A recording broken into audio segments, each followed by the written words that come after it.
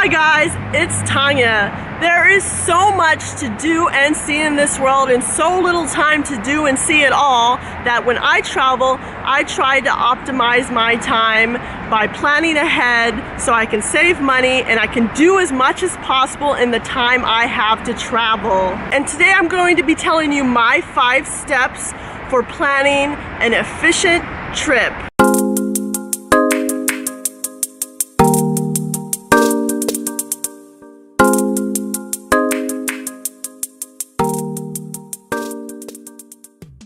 Step 1 to planning travel is pick a place you want to go. Chances are you have a set amount of time off and then you want to figure out what you should do with that time without breaking the bank. A lot of times what I like to do is to go online at one of these flight search engines and put my home airport in, put the dates I'm traveling, and put anywhere as my destination. This will give you the option of figuring out where you can fly from your home airport for the cheapest price possible, and that way you know your options. If you have a friend in a country you want to visit or a place you want to go, that might merit you spending a little more on your flight because you know you don't have to spend that money on an accommodation. So these are factors to all take into consideration. Also, bucket list items, I've always wanted to go here, that might warrant spending a little more on your flight. If you have more than a week, you might consider visiting multiple countries that are right next to each other. The most expensive flight is going to be the one going to your faraway destination. So once you're there, it's good to try and optimize what you can see in that area so that you save money in the long term, not having to fly back. Once you've chosen a place you want to visit, keep an eye on flights and watch the prices fluctuate.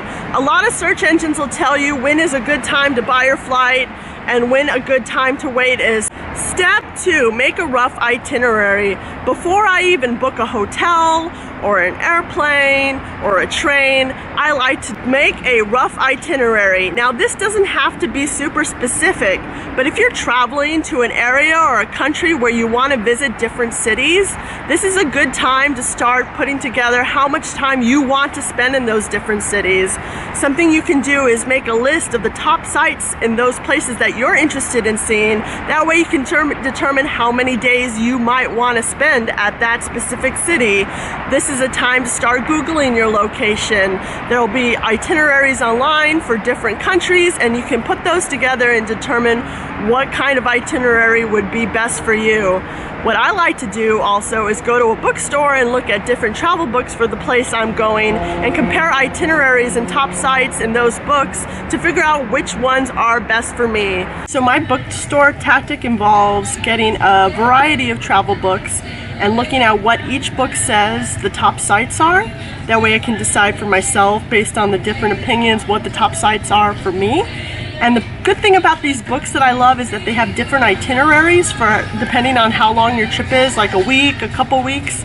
And I like to compare those itineraries and then choose where I want to go for how long based on the suggestions in these books. And it's really useful. You don't even have to buy them, but I like to buy the book that I find is best for me because it's not useful to have on the plane when you're bored and looking for something to read. Again, this itinerary is only rough. All it really needs to include is how many days you want to spend and how many different locations in the place you're visiting. So top sites are good to list, but you don't have to plan down to the hour in this step. Step 3 to optimizing your travel. Now is the time to start booking your major transportation.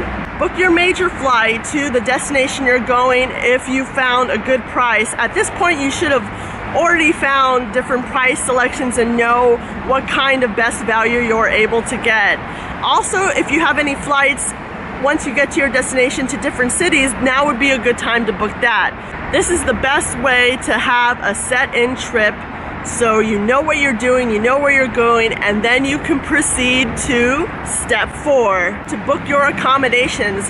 Now you know from your itinerary where you're going, how long you want to be there, and when you're going to arrive now that you've booked your major travel. So now you need to determine where you're going to stay. Hotels are always a good option. There's plenty of sites that'll compare hotel prices. You can book an Airbnb, which is sometimes a cheaper option and better locations. You can book a hostel even if you don't like sharing a room with strangers. You can usually book a private room in a hostel.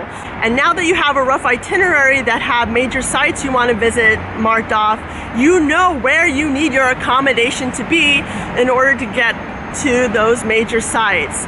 Now, you might not always be able to book a hotel right next to the highly trafficked tourist areas, but something to take into consideration is that you can book a hotel that's close to public transportation so that you can reach the places you want to go. What I like to do is start adding a little more detail to my itinerary of the places I really want to visit, and I like to mark those places on my personal Google map so that I can see visually on the map where the stops are I want to go and where the hotel needs to be close to those sites. Now you've made it to step 5, finalizing your itinerary. Now's the time you can really start adding details to your trip, and depending on how precise you are, you can really optimize your time down to the hour.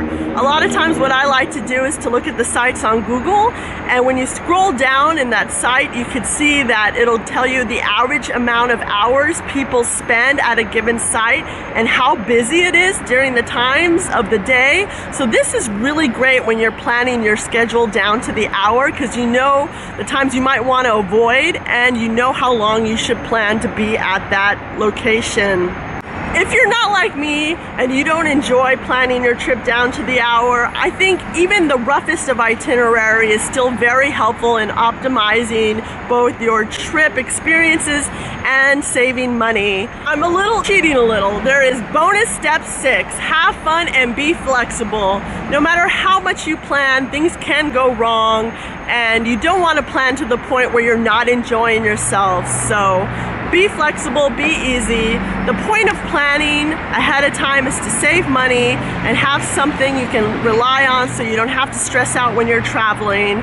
And if you planned ahead, chances are you saved a lot of money. So if things go wrong, if your flight gets canceled because the airline went out of business, which happened to me yesterday, or if you miss a bus, you'll be able to have a little extra money to take care of those problems when they arise.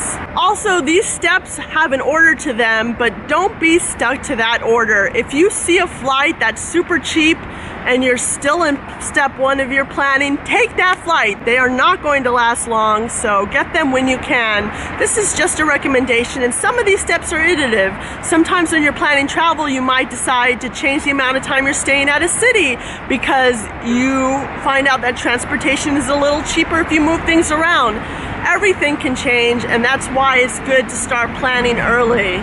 So that's it for my 5+6 steps to optimizing your travel. If you have any suggestions on how to optimize travel, please put them in the comments below. And if you like this video or want to see more of my travels, click subscribe and hit the bell to be notified when more videos are available.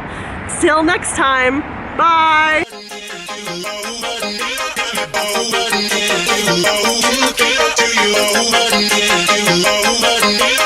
Over,